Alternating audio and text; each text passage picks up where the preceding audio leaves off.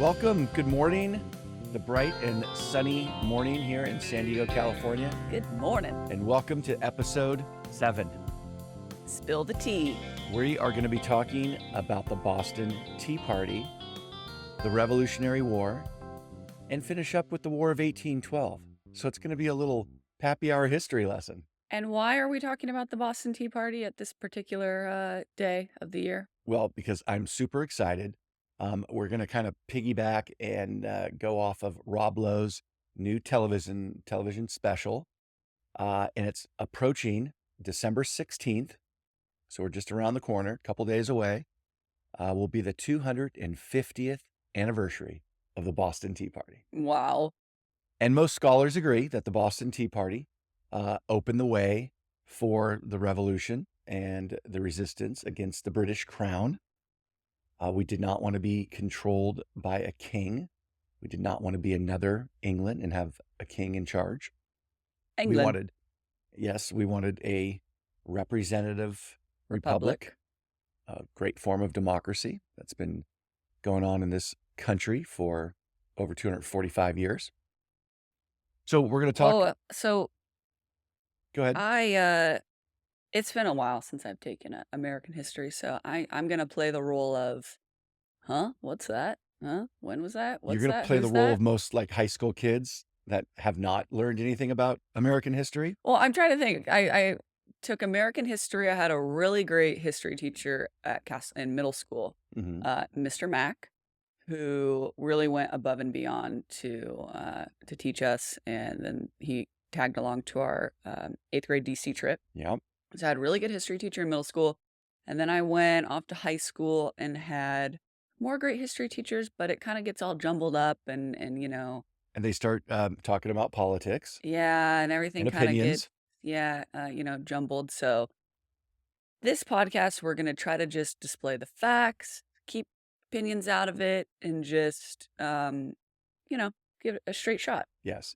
It's very easy to approach history and have your opinion.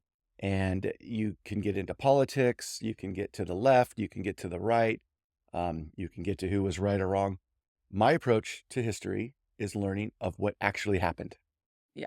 Because you can't argue with the fact of this battle took place on this date, and these were the casualties, this was the winner, this was the loser, this was the result of the battle. So I approach things as a historian, a true historian, and I just want to talk about the facts. Well, and you also just, touching on the War of 1812, you discovered a new book, which Yes. had a whole different kind of perspective and had a lot of different facts in there that you were blown away by. Yes, So I'm about 100 pages deep on about a 400-page book that is just talking about the War of 1812. So but how do you know if back in the day, the people with a quill pen and, a piece of paper that traveled, hundreds of miles, how do you know they were doing proper reporting of the incidents? well, I've always liked firsthand accounts, and that's what you'd call that, a firsthand account. Um, and it wasn't always the case that they didn't have anything to gain by not telling the truth, but I feel it was more honest than it is today, where everyone has an agenda, either to promote their way of thinking or make money. And it's mostly the latter. People want to make money. So when you look back at what was going on in the early 19th century, the 1800s, all the way Yeah, up there to, wasn't much to gain by reporting false information. yeah, they tended, I believe, they told the truth more often because they weren't trying to get rich, Yeah. many of them. Now, there's definitely some facts and there's a lot of, when we get into the War of 1812, there is a lot of behind the back, a lot of backstabbing and behind the scene negotiations, when you talking with England, with France, with Spain, with the newly formed United States. Yeah, I mean, the creation of a country is an incredibly complex and nuanced topic. So Yeah. we're going to do our best to just kind of dissect it and kind of give you a 101. And we feel it's important to talk about this because we're approaching, I mean, this is the Boston Tea Party. So this is really when things started, and it's been 250 years. So we have had the same type of government going nonstop for 250 years. Aside from England, we're now in second place for the history of this world. So it's In pretty terms of exciting longevity? in terms of longevity. Hasn't, Yes. like, Spain and France been around for They've much changed longer? different. They've had a king. They've overthrown a government. They've had Hasn't a new form Japan of been around for, government. like, thousands of years? Yeah, but it's been a brand new form of government since 1945. Okay, Yeah. okay, So, interesting. all right. So we're gonna give a good shout out to Rob Lowe. We're about the same age. A little better looking. He's in quite a bit better shape than I am. But I grew up watching Rob Lowe, starting with I don't know, movies like The Outsider. I think he was in one of his first I love films. him in Parks and Rec. In Parks and Rec. He's pretty good. So he has produced and hosted um, a show that airs on Fox Nation. Unfortunately, it's not on mainstream, so you have to subscribe to Fox Nation. But it's called Boston Tea Party. It's 4 episodes, and it first aired November 19th. Okay. So we highly recommend that to get a good feel of 4 episodes just on the Boston Tea Party. But it talks a lot about leading up to it and the repercussions from it and how basically it was the catalyst that started the revolution. So, you know, quick math here in my head. When was the Boston Tea Party? 250 years ago? 250 years ago, it was December 16th, 1773. Okay. 1773. So that was the first of the events. Then that kicked off the Revolutionary War, and then the War of 1812 kicked in. Yeah, so let's go back. So 1773, a bunch of rowdy What's going on? What's America look like? patriots. There's like a bunch of patriot fans, like a bunch of football fans. They're sitting in a pub in Boston. They're like, you know what? We don't like the king. We don't like the Eagles. And the Eagles have a ship parked out in the harbor, and they got a bunch of tea on it. They got boxes of football jerseys. It was just vandalism. Yeah, so these guys all got together, probably had a few pints of some Sam Adams Boston Lager. And Sam Adams was part of the Boston Tea Party. Oh, really? Yeah, he was one of the main disturbers of that. Dumpers of So, tea. yeah, so shout out to Sam Adams and great beer. So they're sitting around and they decide that the English decide that like triple the taxes on tea, crazy amount of taxes. And And Americans loved their tea. they love their tea. This was kind of well before the coffee revolution. Ah, So everybody drank tea that's how they got their caffeine. all day, breakfast, lunch, dinner. Iced tea, sweet tea, hot tea. Yeah, I'm gonna say hot tea most of the time, brewed hot tea. Pretty cold up It there. wasn't quite the South, and having some sweet Some sugar laying around. sweet tea. So tea was very important to the everyday life of in the colonies. Mhm. So when they tripled or quadrupled the tax, it was some outrageous Why did amount they do that's that? gone up. They needed to make more money from the colonies. They were fighting ongoing wars with France and ongoing war and expanding expanding their empire all Well, over the because world. they were the textbook definition of a colonial. They were Uh, colonizing. yeah, they had their hand in every region on that planet, Yeah, pretty much. and colonizing. We're drinking coffee this morning. So they needed money to fund their armies They and need a lot of to money. pillage and whatnot. Yeah. So uh, the the the group that got together decided, let's go aboard this ship sitting in the harbor and chuck the tea overboard. But And how would that help so them? they vandalized. Well, it ruined the tea. So it ruined their. It was a ship load of tea. Oh, so then the English couldn't get the money from it. Yeah. Got it. So they lost their tea. So one ship, one harbor, one city, one day, the Boston Tea Party. And look at how it lives in our American legend as our rebellion against the English crown Yeah, everyone knows about it. 250 years later. Yeah, you could ask a lot of times there's a couple of reporters on the news that we follow that will go, on the streets and ask people questions. And it is amazing. Amazing. It's discouraging, but amazing of how little the average American knows about American history.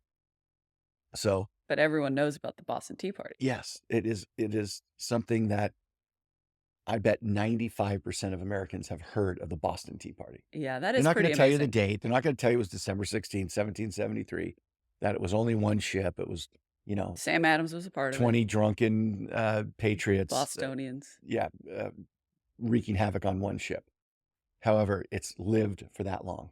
So, I heard big of part of it. the history. I think the first time I heard of it was on an episode of Sweet Life of Zack and Cody. If anyone out there watched Disney S Channel in the early 2000s, because that was based out of Boston, and they had an episode where they were like reenacting the Boston Tea Party or something. Yeah. That's where I heard of it, and then See, teaching kids about history. shout out Disney Channel. Zack and Okay, Cody. so we're gonna move on to the revolution. So a lot of Americans think the revolution was the 13 colonies all got together, 100% against the British, and had a quick little war and got rid of the British. Well, the fact was that only 1/3, first of all, there was 2.5 million people living in the 13 colonies in 1775. How's that compared to the current population of It's California? it's the population of Boston now. The Yeah. greater Boston area is over And San Diego's 2.5 like million. 3 million? San Diego County is 2 million people. Yeah. So the entire 13 colonies from New Hampshire to, at that time, Georgia, Savannah, Georgia, were 2.5 million people, all living east of the Appalachian Mountains. Pretty spaced out. Yeah, there wasn't anything, no one had gone and settled west of the Appalachians except for small outposts and This is late fur trappers. 1700s. This is 1775. Yeah. So you got 2.5 million, we'll call them Americans, but let's call them colonials. The population, on the other hand, of England was 8 million. So it was almost 4 times as large as the population of the colonials. So when the war broke out, the first battle of Lexington. Okay. Okay, Battle of Lexington. I did not know that. Lexington is a suburb of Boston, basically now. Oh, I'm thinking Kentucky. No, this is Lexington, Massachusetts. Okay. And some colonialists, some patriots, squared off with British troops, and a shot rang out, and it was on. And they started shooting at each other. And that Just a militia group? A militia group. And that battle then went to Concord. And then the Patriots followed the British all the way back to Boston and kept picking them off and attacking them and did a little guerrilla warfare and harassed them all the way back till they got back to Boston. So where were the English, where was their where were they posted up? Boston, New York, Philadelphia, all the major cities. They had a big post. Yeah, because a you got to fort. remember the British did everything through their Navy. So they needed Boston because of the harbor. Yeah. They needed New York because of the harbor. Gotcha. And they were, all around the Potomac River and around Delaware and New Jersey. Yeah. They So obviously didn't have an Air Force. Didn't have an Air Force. And there weren't a lot of roads in the colonies back then. Yeah. There were trails. So it's hard to move a large army and artillery and all of the support wagons that it took. So that was an advantage of the American colonials, that they kind of could retreat into the forest and build and come together and then head back out to the coast. So we got 2.5 million Americans. About a third of the Americans, so 800,000, wanted nothing to do with the war and didn't want to partake, kind of sat the war out. And those were were fine living under English rule. They just didn't care. Okay. Yeah. They were going to go left or they were going to go right. They just were living their daily life. There were probably a lot of farmers. There were probably a lot of colonials that lived off the coast a little bit into, let's say into Virginia, North Carolina, South Carolina. Yeah. Then you had about 800,000 that were actually for the British. They were pro-British. They wanted to stay with the protection of England, and they were okay with status quo. They did not want to form their own country. So that leaves only 800,000 patriots that wanted to leave the British crown, rebel against them, and form the United States of America. That's 800,000 not a lot. I always against assumed it was everybody. yeah, it was 800,000 against 8,000,000. That's 10 to Jeez. it's 10 to 1 odds. 10 to 1. That's pretty crazy. And they prevailed. The first battle was in Lexington. It was in the spring. It was in April of 1775. The big battle in Boston, the Battle of Bunker Hill, was shortly after that in I believe May of 1775. So how long did it take from start to finish? It was a 6.5-year war.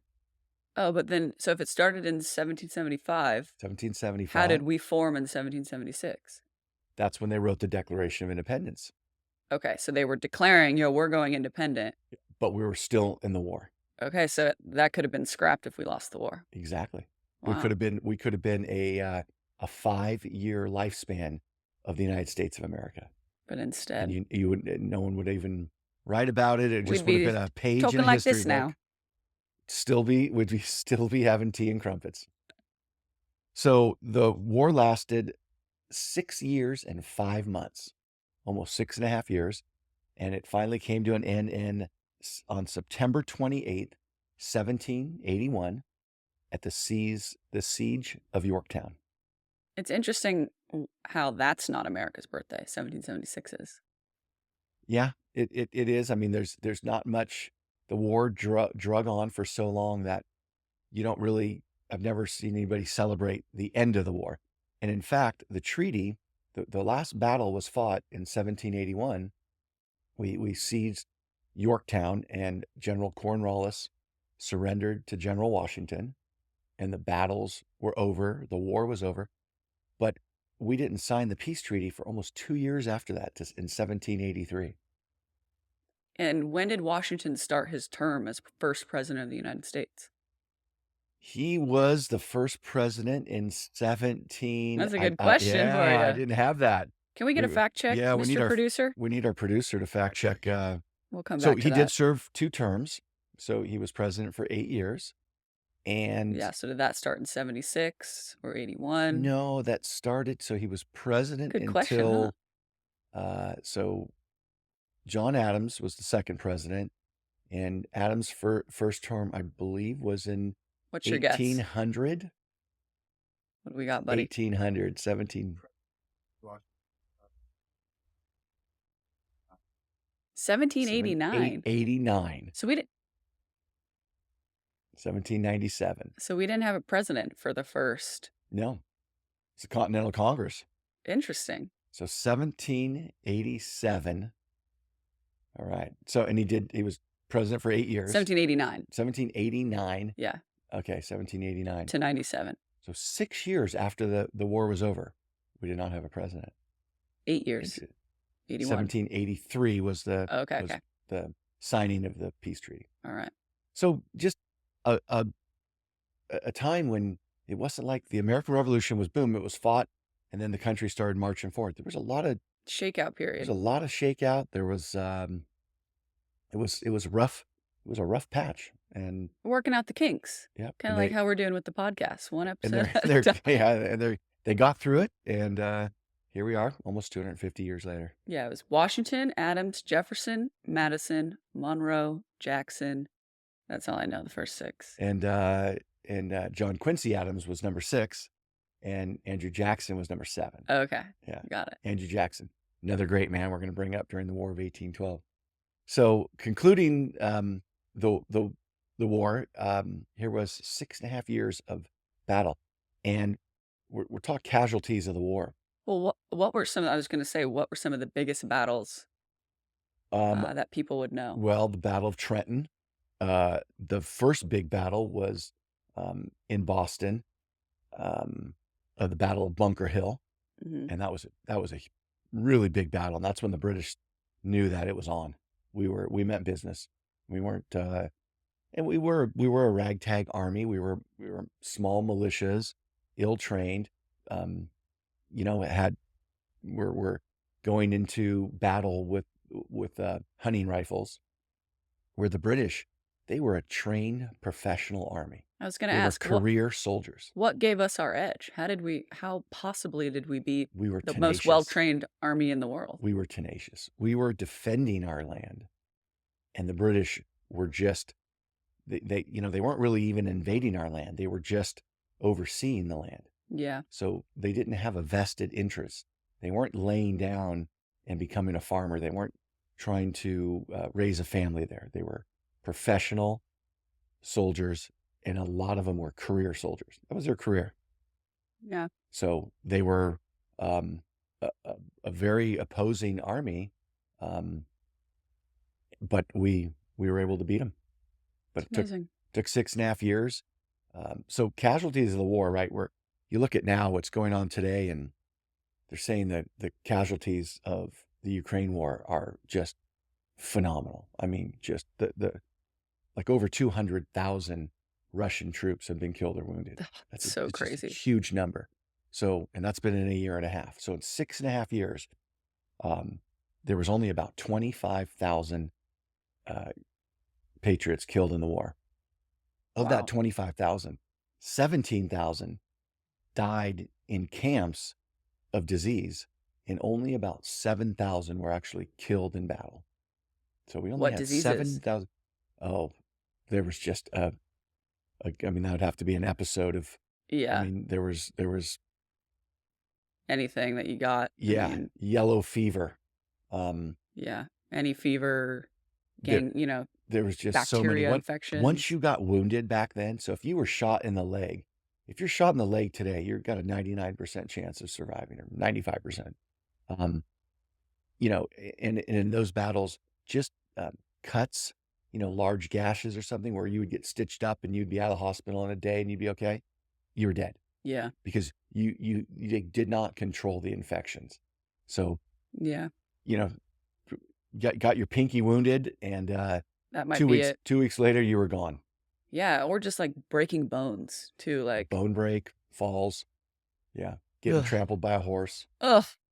let alone, having a cannonball come at you at 50 miles an hour. That's gnarly. Yeah, and were we using cannons? Were those, Well, what were like the modern, what was the warfare? yeah, it was a smooth bore musket. So I didn't know that. the right the rifle I'm just trying to comes down challenge from you with a question, it and you're comes like, down from reenacting days. In the Civil War, they used a rifled musket, and during the Revolutionary War, it was smooth bore. So they weren't really accurate. So that's why you look at how in a Napoleonic battle setting they marched. we got to go see that movie, by the way. Yes, we need to see It just Napoleon. came out. But they would march together and they'd get real close to each other.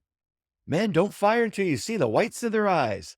That was one of the generals at Bunker Hill said, "Don't fire until you see the whites of their eyes." So they're so close because the muskets then weren't really accurate outside of like 50 yards. Well, Civil War musket, you could nail someone up to 200 yards, 50 yards? 50 yards. Yeah, So you see those that's scenes where close. they march up and they're like on the guy on the drums, like, "Pup, pup, pup," and they get up real close and all Yeah, of a sudden they they start fire shooting and at then each people other. just start dropping down. Well, yeah, Who would agree to that? Why wouldn't you like fake them out and then like flank around or like coming from behind? Like well, it was gentleman's warfare, which is like, it was a little bit of traditional gentleman's warfare between the English and the French. They kept killing each other, but they had kind of rules of killing each other. that's so You know, strange to me. then the officers would go have tea afterwards. That's so cool. That's so weird. So that changed in the Revolutionary War, that we adapted. General Washington, in fact, one of his most famous lines of the war was, "He who fights and runs away lives to fight another day." Oh, So yeah. Retreating doesn't have to be a bad thing. before you had to there had to be a winner and a loser, and now they would attack and retreat, Yeah. and then attack and retreat. And what General Washington knew he was doing, he was inflicting casualties. And the British also lost about 24,000 during the war, and they had over 10,000 killed on the battlefield to our 7,000. So if you think of 7,000 killed on our battlefield, 10,000 on their side, that's pretty close. Hmm. That's not a lot of troops killed, but we were fighting a long war of attrition, and we just kind of wore them out. Yeah. And at home, the British people didn't want to keep sending more soldiers that were never coming home. Well, because they were sending soldiers all around the world. They were sending soldiers everywhere. They were fighting a war with France, and they were fighting for a, a colony that it was costing a lot of money for the English. And Who was when the the war started, remember before the war, okay, getting back to the Tea Party, we were paying a ton of taxes. Yeah. We were paying a lot of money to England. The minute the war started, that money wasn't being taxed anymore. Yeah. They lost all that money. So their expenditures increased. I don't know, but I mean, tenfold. They had no money coming in, And now they're and fighting a war. now they're fighting a war and triple the money going out. So, And lives.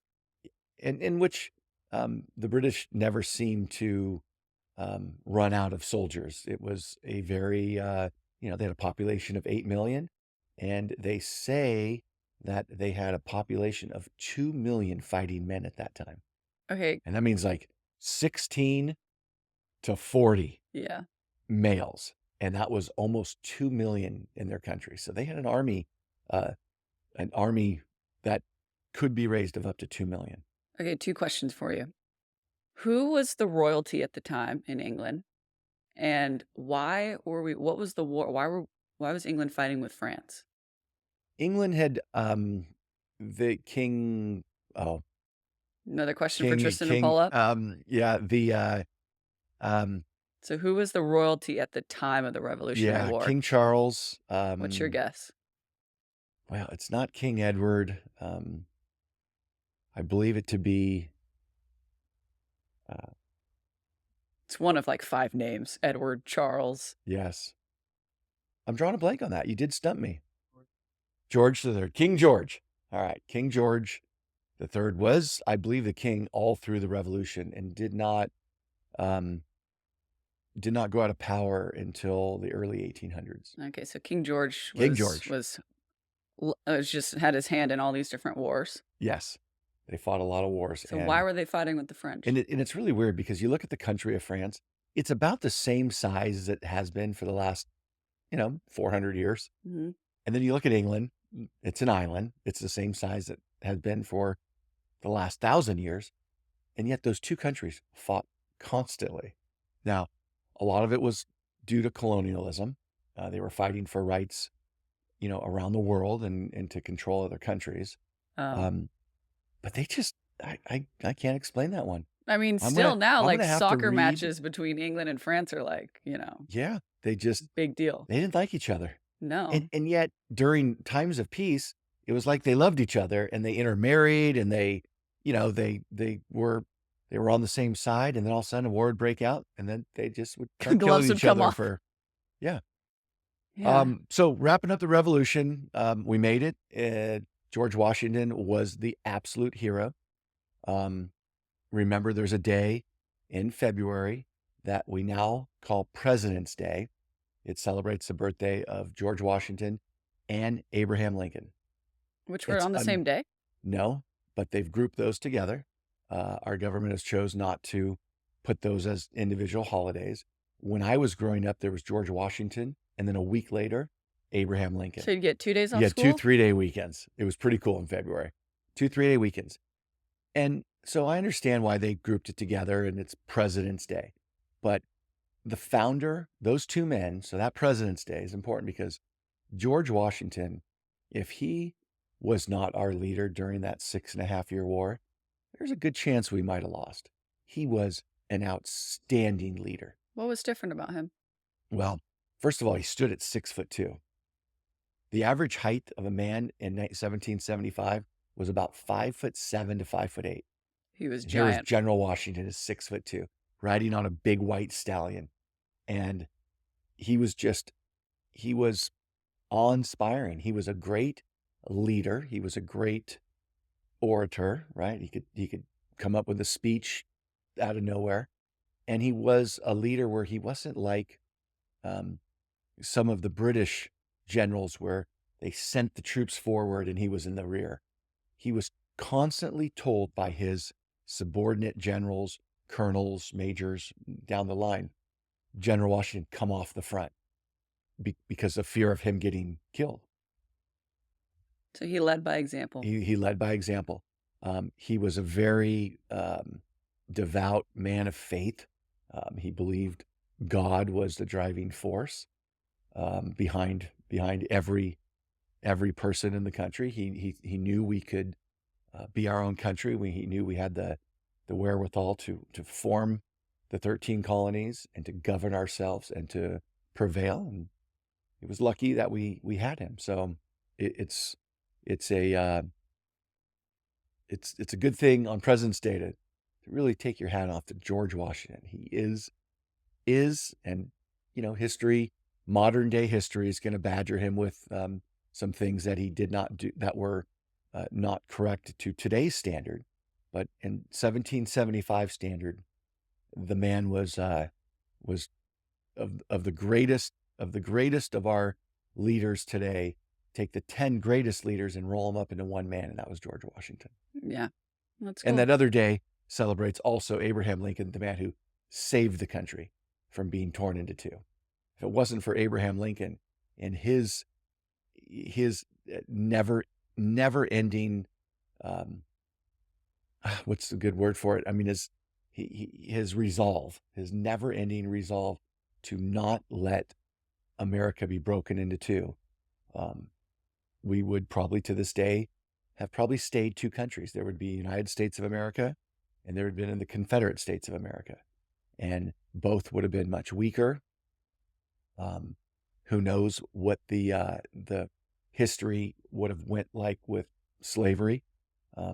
Slavery was being abolished around the world, and new inventions of mechanical devices were kind of edging out slavery, right? A tractor would have replaced 50 workers either way, if they were slaves, or if they were free men, or if they were indentured servants. All the same, mechanics would have gotten rid of that. But we still would have been left with a country always fighting. Yeah. And it wouldn't have been healthy. So George Washington, Abraham Lincoln. That's a shout out. Your two favorites. That's my two favorite men, my two favorite leaders. All right. So Revolutionary War. It's over. England's our buddy, which they never were our buddy. How did they just become our buddy right away? Because they signed a treaty. But there was a lot of, it took a long time for that to patch up. Did George Washington ever travel back to England, or did he always kind of stay? Like, if we were negotiating with the king, it takes how long by boat? Like, is that why it just was George drawn Washington, I don't believe, ever made a trip to England. Now, his right-hand man who made all the trips, and who was a little controversial, because it wasn't really clear whether he was too close to the British or if he was just playing the British. But that was Benjamin Franklin. Oh. Yeah, Benjamin Franklin was a master of negotiations. He was a brilliant man. He was an inventor. He was a scientist. Flew the key on the kite. Flew the key on the kite. Got a little, hey, that's electricity. But he made a lot of trips back and negotiated with the British. Yeah, what was his role in all of this? Well, it's funny because Benjamin Franklin was never President. Obviously, he was never vice president. He was never. I think he was a cabinet member. Okay. But we're gonna have to touch on Benjamin Franklin. I'm gonna have to do a little touch-up history on the man. A little more research. I know his like the stories, and he was a huge womanizer. Really? Yes, he had Benjamin. Benjamin Franklin had an eye for the ladies of England, and as well as around Philadelphia, and he liked the good life. He was a. Is that why he's on the bench? Yeah, the $100 bill. I'm built a lot more like Benjamin Franklin than Abraham Lincoln. So Benjamin Franklin, he didn't like to work out a lot. He wasn't a farmer. Who was working out? He was a city man. I mean, yeah. Well, George Washington was working out. He was a farmer. Yeah. Mount Vernon on the Potomac River, across from Washington, D.C. He had a huge. He was quite active. Yeah, and he was a horseman. He was a cavalryman. Okay. Yeah. Benjamin Franklin was in his lair, trying to come up with another invention, and yeah, he was just like a tinker. Yeah. He was pretty cool. Okay, so we're going to kind of parlay this into the War of 1812. I have a quick question. Okay. I have a quick sip of Sierra Nevada coffee. Paul Revere, another kind of thing that everyone knows about. The British are coming. When was that? What was that? How does that tie in? 1775. Um, he rode. Um, let's see, that was the Paul Revere, where if the British were landing more troops back into Boston, I believe, and he rode the area around Boston, um, telling all the militia the British are coming. Okay. But Paul Revere was a great soldier. He was a great. I'm not sure of Paul Revere's rank. I believe he was a colonel. He might have been a major. I don't believe he was a general, so I'm going to call him a colonel today. And he was one of Washington's right-hand men. Gotcha. Yeah, very, very great soldier in the Revolution. Gotcha. Yeah. All right. Okay, so the War of 1812. Why I'm so fascinated with the War of 1812, and I think Jessica will attest to this, but I get on a tangent of something in history, and then I dive into it, and I learn a whole bunch about it, and then I move on to something else. But I've never really been a huge reader about the War of 1812. I was always, my specialty is the Revolutionary War. Number one specialty is the Civil War, which we really haven't touched too much about that. Up It's and coming. coming, up and coming. One of the episodes is going to be my time of a 4-day encampment of fighting the 125th anniversary of Gettysburg. We touched on an episode before about the Battle of Shiloh. I fought about the That's a reenacting with fun one dances. because you have ghost stories. I have ghost stories about Gettysburg, yes. Not firsthand ghost stories, but from reliable sources that Gettysburg is an extremely haunted, hallowed ground. Oh my gosh. So Civil War is, I mean, I've studied the Civil War since I've been 15 years old. I've also extensively studied World War II and the Vietnam War. So the War of 1812 is kind of new for me. When we were on a recruiting trip, when you were getting recruited for Canisius College to play softball at, Which I politely back in, declined in Buffalo, New York. that was the summer of 2014. Is the fall of no, like 2013 or 12 or Oh, I you was were like only a junior. I think I was a sophomore. Okay, so that makes sense. So what was 2013 in the realm of the War of 1812? Oh, the 200-year anniversary. 200-year anniversary. So we were in Buffalo, New York. We went to Niagara Falls, and there were big naval battles all around New York. New York was a big state for the War of 1812.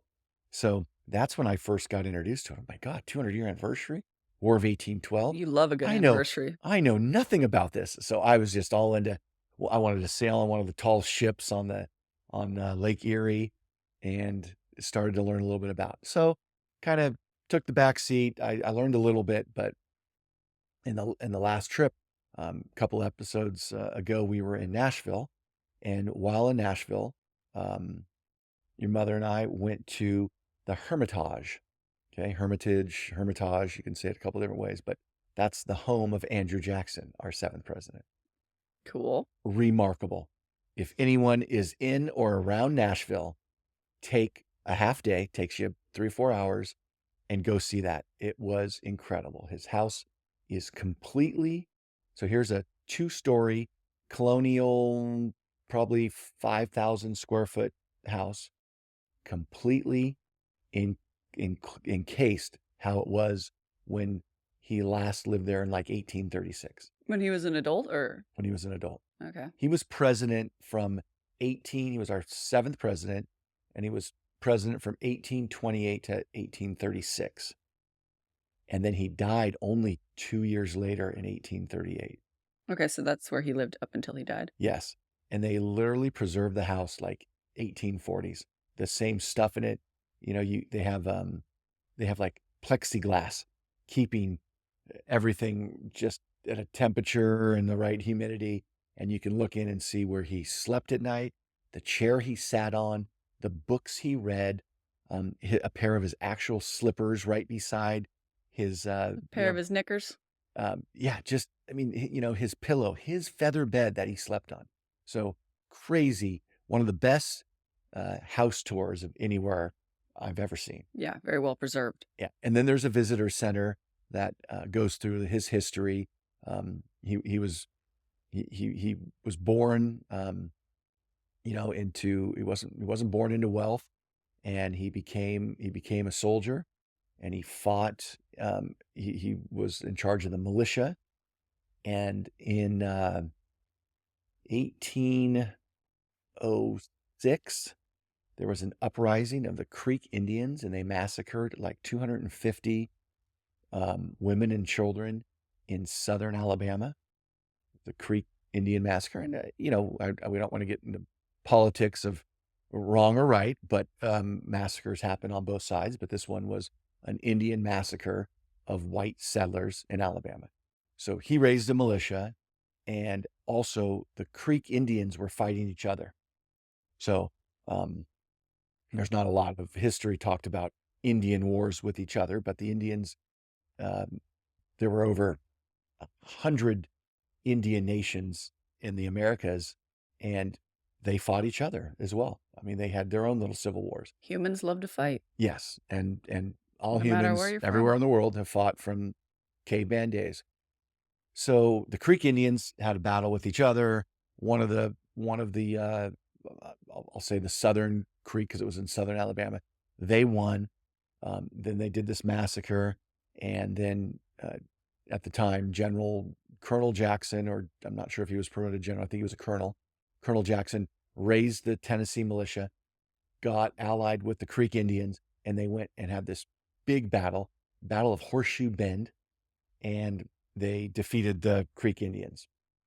So, With the help of fellow Creek Indians. yes. Interesting. So he became General Jackson, and during the War of 1812. So we'll work the we'll work the War of 1812 backwards. Okay. Okay, so we're going to work backwards because this is we might run out of time, because I probably could talk now for about another 3 hours about the War of 1812, because it's fascinating, and I'm now really want to learn a lot about it. I'm going to finish that 400-page book. Well, before we get into it, what was the significance overall of the War of 1812? Why was it important, and what was the point? That's a great point, Jessica. And this is why I want to learn so much about it. The historians in the past have written off the War of 1812 as a war that didn't mean a lot, didn't necessarily need to be fought, and didn't have any significance on our win or our loss. And some of them even call it a draw, like we didn't win the War of 1812. Like we just stopped fighting, we signed another peace treaty with the British, and we both went our own ways. And the book I'm reading is to basically, Refute that notion. yes, of all the historians that have said that it's a war that shouldn't have been fought, and this author, who is really, really good, he's a Tennessee guy, so he's What's the book? the book is The War of 1812. Do you know the name of the author? I don't have it in front of me. All right. But We can shout him out later. yeah, I don't know where it went. It's in one of these. It's in one of the cases that you've. I think it's over there. Yeah. But the real meat of the subject is that this war was vital, and it really was important, because I think the most important part was um, in at the Battle of New Orleans that took place. Battle of New Orleans was what, January? Yeah, it was January 1815. Okay, so it was the end of the war. January 1815. War of 1812 started 1812, ended January 1815. So it wasn't a real long war. It was about it was 12, 13, 14, about a 2.5 to 3 year war. And that was the last day when that battle was over and the last shot was fired. January 1815. That was the last time an American was in combat with the British. Oh, And we have not fired a shot in anger since then. And that's really important. The British are our best allies of democracy around the world, and we haven't fired a shot since that day. And on that day, Andrew Jackson took a group of 2,000 volunteers. This wasn't the regular American army. This was volunteers, militia, Indians that were allied with General Jackson. And he smoked 8,000 British regulars, an army of 8,000. So who was the War of 1812 against? England? England, the Okay. British, yes. So Were they allied 8,000. with anyone else? No, the British Okay. were always on their So own. this was our last scuffle with England. This is our last scuffle. And they sent 8,000 British soldiers on a fleet of ships, like 40 British ships, rolled into New Orleans, sailed into New Orleans, and were marching up, and they were going to take New Orleans and the whole Mississippi. Our And very important port. yes, they were going to squeeze off the Mississippi. And in the time since 1775 to 1812, we had opened up the Ohio Valley. So that's West Virginia. So basically, you got to look at the western slope of the Appalachia. That was Ohio, Indiana, Kentucky, Tennessee, Illinois. Alabama, a little starting to push into Illinois. So that was a big Swath. swath of land. And the Ohio River dumps into the Mississippi River, and the Mississippi River comes down to New Orleans. So whoever controls New Orleans controls the whole Ohio Valley. So we could not let that fall. And the King of England, George IV, that's a good guess, George III, George IV, or Charles IX, or whoever. My British royalty knowledge is poor, extremely poor. It's probably that of the average American ninth grader. I love Princess Diana. That's all I love. There you go. That's all you got to know. So the English thought they were just gonna roll up General Jackson, and he smoked him. He caused almost 2,000 casualties to that army of 8,000, and he only received like over 100 casualties. 100 casualties. Did he know they were coming? Oh, he knew they were coming. And he built defenses, had the artillery set up, launched artillery barrages, and just tore them to pieces. Well, they had home field advantage. They had home field advantage. They had really good marksmen because they were militia. They were Tennessee hunters. Yeah. So the British were using Napoleonic tactics, marching up, thought they could just do it with sheer power, and they were Was Napoleon the leader of this? No, Napoleon was a leader of France. Oh, okay. But they call it Napoleonic battles, and that's kind of that battle that we talked about getting in formation, getting in ranks, and marching forward. Yes, civil. Shooting at each other, waving your flags, beating your drum, and having the pipes going, and then just shoot at each other. Yeah. So after those wars, it changed because they were changed. Like, it's not working anymore. Well, it went through the Civil War, and after the Civil War is when it changed. Yeah. So now we're going to go back. So the other major thing that happened that a lot of Americans don't realize is that in August of 1814, the British landed up the Potomac River, and they landed in Maryland, and they invaded Washington, D.C. And President Madison at the time, and second president, and his vivacious wife, as I read, with his vivacious wife, Dolly Madison. Dolly Madison, she grabbed the flag. She saved the flag from the Capitol, and that's why Dolly Madison is. But she was the White House wasn't built then. It was not the White House, but it was the president's house at the time. Okay. The British burned that to the ground. Really? Yeah, and they burned the Capitol building. Wow. Capitol building burnt to the ground. Oh, wow. So, and they invaded. Our army retreated. They burned everything, and then they left. And our army came back, and the president came back. We started rebuilding. That's crazy. Why didn't they post up and stay there? They just didn't want the trouble. I don't know. They were either out. I'm sure they were outmanned, and I'm sure they were outgunned. But they retreated and burnt the buildings down. Hear the rumble? Hear the rumble? Yeah. That's an F-18, courtesy of the U.S. Navy. We call it here at the Earnshaw House. We call it the sound of freedom.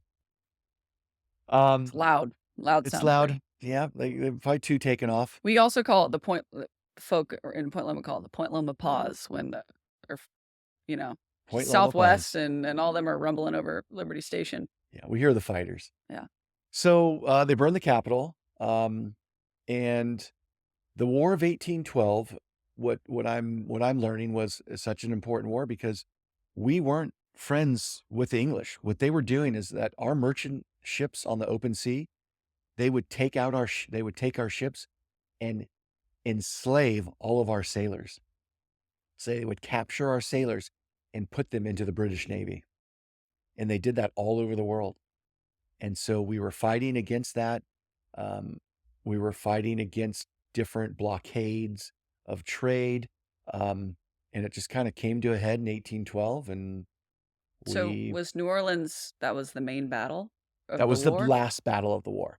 Okay. The main battles were a lot in New York. A lot of them were fought in New York, Lake Champlain, the Great Lakes. There were naval battles all through the Great And Lakes. they came down through St. Lawrence. Labrador up Yeah, there? yeah, St. Lawrence. So we were kind of fighting for land in Canada, and that's when the borders of Canada and the U.S. were established, and they Oh, pretty much stayed the way they are. yeah. So some historians that say we lost say that we were trying to gain land in Canada, and that we didn't do that. But I'm taking the road that it was a necessary war. We needed to defend the seas for us to trade internationally and trade to Europe, trade to the Caribbean, trade to South America. So we had to stop the British from, uh, taking our ships on the open seas. Yeah. So this was England's last attempt to try to Yeah. take over America. Yeah, I feel if they would have lost the Battle of New Orleans and they would have taken over the Ohio Valley, they would have squeezed us. We would have been the 13 colonies on the eastern seaboard, east And of they the would have Appalachian taken Mountains. the west part of America. Yes. And also, which again could be a whole other show, but Napoleon, after the British lost the War of 1812, Napoleon, I'm sorry, this was all before the War of 1812. Napoleon wanted to take New Orleans, and he wanted to take the Ohio Valley. For France. Yes. To take the western half of the United States. And that's why New Orleans has always been a French town, because that was a French colony. Interesting. And they had only just really had New Orleans, but they owned all of the land to the west of the Mississippi River. The French. And that was the Louisiana Purchase. And that's when Thomas Jefferson got the best Yeah. real estate deal in the history of the world. And he bought the Louisiana Purchase, which equated out to, I think, 38 cents an acre. I would argue that us purchasing Alaska from Russia would perhaps be... It's a pretty good deal. They're right on par. I think they purchased it for $2 million. And if you think about how much natural resources are within Alaska and the strategic advantage it gives us from the north, Yeah. and all the beautiful wildlife up there that we've tried to preserve without all of the oil drilling, and We've preserved it nicely. it's not too bad. But the Louisiana Purchase was $15 million. Thomas Jefferson, a little side fun fact in our last minute of broadcasting here, but Thomas Jefferson did not even have congressional okay for the Louisiana Purchase. He just did it. And he did it, and he said at the time, You just told them. It was $15 million, basically bought 12 states. 12 states of the Union out of the 50 states make up the Louisiana Purchase, and he bought it for $15 million from Napoleon. Thank you, France. That was the best thing France ever did for us. What rights did France have to sell that land? Had they gone around and established the borders? And they claimed it from the 1500s, I believe. Okay. I mean, from the how long had they owned the land? Yeah, I mean, it was the French fur trapper going up the Mississippi and the Missouri rivers, But it was clear to California. No, it was up until the Rocky Mountains. Oh, okay. Yeah, it was pretty much the drainage of the from the Rocky Mountains draining east into the Missouri and the Mississippi River, and all the rivers. There's like 4 vertical sections in the United States that we kind of got one by one. East Coast, then west of the Appalachian, but east of the Mississippi River. Yeah. And then we moved a little bit west, kind of, still east of the Rockies, but west of the Mississippi. That's the Louisiana Purchase. Yes. And then the last phase was the West Coast, Yes. California, Oregon, from Spain and Mexico. From Spain and Mexico. Yeah. Yeah. Wow. All right. Well, that wraps up. I think I covered all my little facts there that about the War of 1812. Andrew Jackson was the absolute hero and became our president. And there we were. And we never fought the British again. Let's hope it stays that way. And we never fought the French again. Yeah.